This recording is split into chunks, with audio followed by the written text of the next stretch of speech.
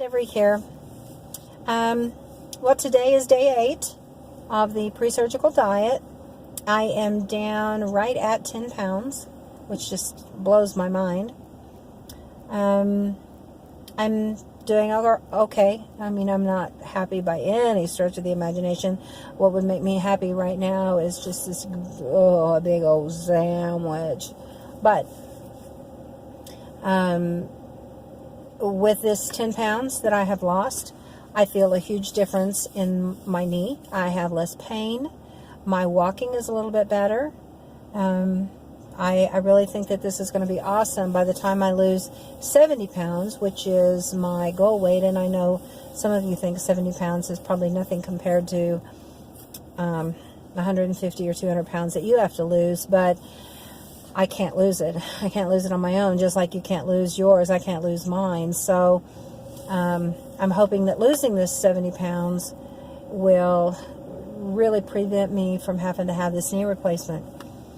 So today I decided I was going to get out and do something for myself. I went and got my hair done. I got my highlights and lowlights done, and I wanted to play with a little bit with curl, so she did this awesome curl. I love it, love it, love it. And I wish there was a way I could keep it that way all the time. I can't perm it and color it at the same time, but she just did an amazing job, and it reminds me of my hippie days, so I really like that.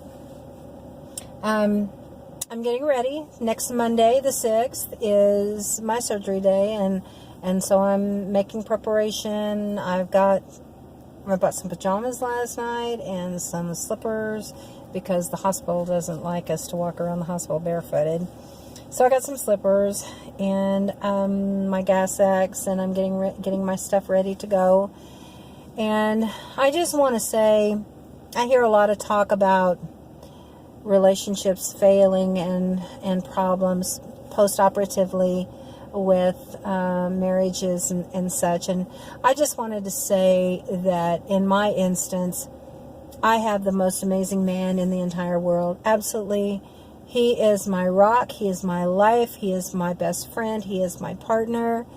I could not ask for a man that was any more perfect than he is. He's just anything and everything. So I want to make sure that through this process, I protect that and I guard that, and I don't inflict too much of my negativity on him because, I've been a little bit grumpy. That's just all there is to it. But he reminded me last night about being in Vietnam, and he was shot. He was shot in the gut, and he lost part of his liver, and they had to remove a portion of his stomach. So he was explaining to me some of the things that he went through when he had that surgery. And so what is really cool, and he was without any food at all except what was given in an IV for almost 45 days. And so he was explaining to me some of the things that he went through in that process. And he understands exactly what I'm going through right this minute. And it was so cool because last night he came over and he sat on the couch by me because I was so hungry. And he sat on the couch by me and he took my hand and he patted my hand and he told me he loved me and that he understood. And he's just so kind and gentle and so loving. And I'm so appreciative of that. But at the same time, I always want to keep him in mind so that my changes and my process that I'm going through does not put him in a place of feeling inferior or that he has become second rate to this new lifestyle that I'm going to have. So I've assured him that, one of these days I'm going to look a lot better on the back of a motorcycle with him. And that just kind of made him smile. So it's really awesome to have the support. And my family is so supportive. I know that there's going to be some issues with some friends that they've already been saying, why are you doing this? You don't need surgery. You don't need, all you need to do is just go to the gym and blah, blah, blah, blah, blah. And I know how that goes with other people. So we'll just see how it goes. It doesn't bother me at all to let go of toxic people. So if that's the way it becomes, then hey, they'll be going bye-bye.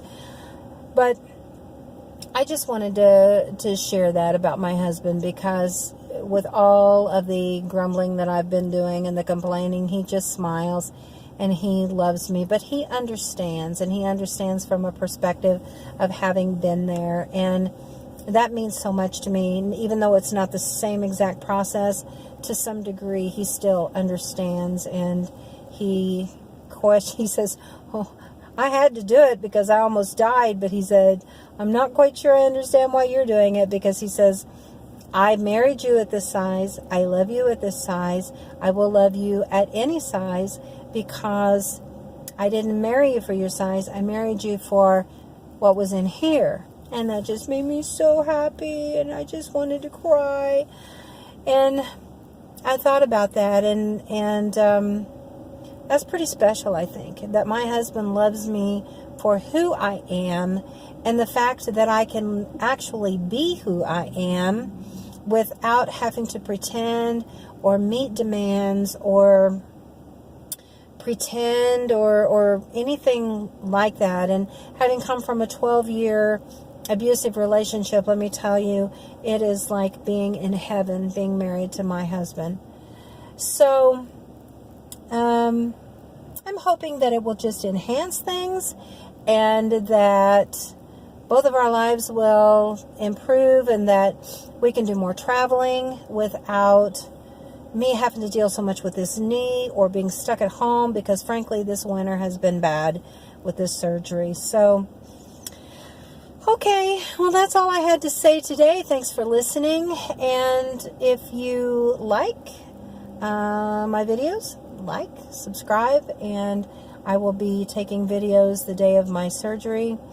I don't expect much, because it's going to be probably a pretty rough day, but I just want to keep it real. I want to show you exactly what's going on at all times, so that anybody that's coming into this process, they can watch this and they can make a determination, because that's exactly what happened with me. I watched every video on YouTube about this, and I listened to each and every one of your perspectives, and it's because of you guys that I went ahead and decided to do it. Because even though there's rough spots, even though it's tough in the beginning, even though sometimes there's complications of leakage and, you know, other things that can possibly go wrong, there wasn't one person that I saw that said they wouldn't do it again.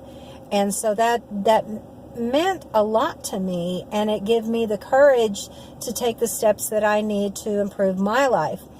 So I hope to pass that on to the next person, and so I'm going to keep it real, and the good, the bad, and the really ugly. So if you like my videos, then follow and subscribe, and I will continue to do them.